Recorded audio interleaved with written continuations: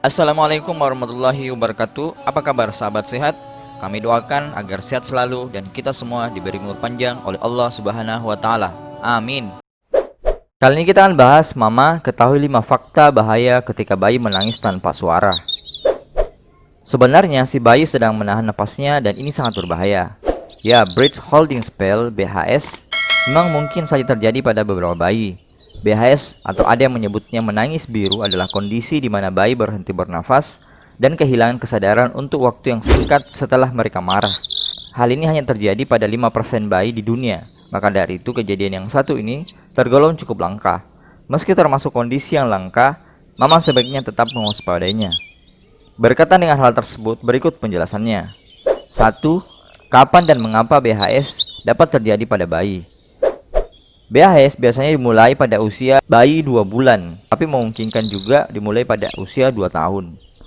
Beberapa bayi mengalami BHS yang parah dan biasanya hal tersebut akan berhenti pada saat anak berusia 6-8 bulan. BHS pada umumnya terjadi pada bayi dikarenakan oleh beberapa faktor, antara lain kondisi genetik seperti sindrom Bailey atau sindrom Rett, anemia zat besi, riwayat kesehatan keluarga atau orang tua semasa kecil. 2. Gejala yang ditimbulkan. Bernafas secara cepat atau spontan merupakan hal paling sering terjadi ketika seorang bayi tiba-tiba marah dan terkejut. Karena itu biasanya mereka akan tersengal-sengal atau kemudian menghembuskan nafas atau bahkan berhenti bernafas. Selain itu berikut beberapa gejala yang terjadi pada bayi. Kulit biru, menangis selalu tidak bernafas, pingsan atau kehilangan kewaspadaan atau kesadaran, gerakan tersentak kejang, pernapasan bayi akan normal kembali setelah periode singkat ketidaksadaran. Warna biru bayi juga akan membaik ketika nafas pertamanya kembali. Hal tersebut bisa saja terjadi beberapa kali sehari atau hanya pada beberapa kesempatan saja. 3. Proses penyembuhan BHS. Sebelum dilakukan penyembuhan, biasanya dokter atau perawat akan melakukan pemeriksaan fisik dan mengajukan pertanyaan tentang riwayat dan gejala medis pada bayi. Setelah itu, mereka akan melakukan pengetesan darah untuk memeriksa defisiensi zat besi. Tak sampai di situ, bayi juga perlu melakukan tes EKG untuk memeriksa jantung serta tes EEG untuk memeriksa kejang yang terjadi. Jika diketahui bahwa anak tersebut kekurangan zat besi, maka ia akan diberikan suplemen zat besi tambahan. Pada dasarnya, bayi dengan BHS tidak memerlukan perawatan khusus, kecuali ada kekurangan zat besi atau kondisi medis lain.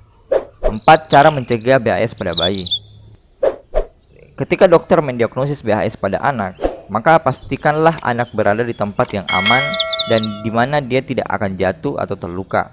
Selain itu, Mama juga perlu melakukan pencegahan lainnya seperti tempatkan kain dingin di dahi anak selama BHS untuk membantu mempersingkat kelanjutan. Setelah BHS, cobalah untuk tetap tenang. Hindari memberi terlalu banyak perhatian pada bayi. Hindari situasi yang menyebabkan amarah pada bayi. 5. Cara menangani bayi yang terserang BHS. Ketika bayi menangis hingga tak bersuara, maka jangan biarkan terlalu lama seperti itu. Pasalnya hal tersebut bisa saja menyebabkan pingsan. Cara termudah adalah dengan membuka tutup mulutnya dengan telapak tangan Mama secara perlahan dan cepat hingga bayi menangis kembali.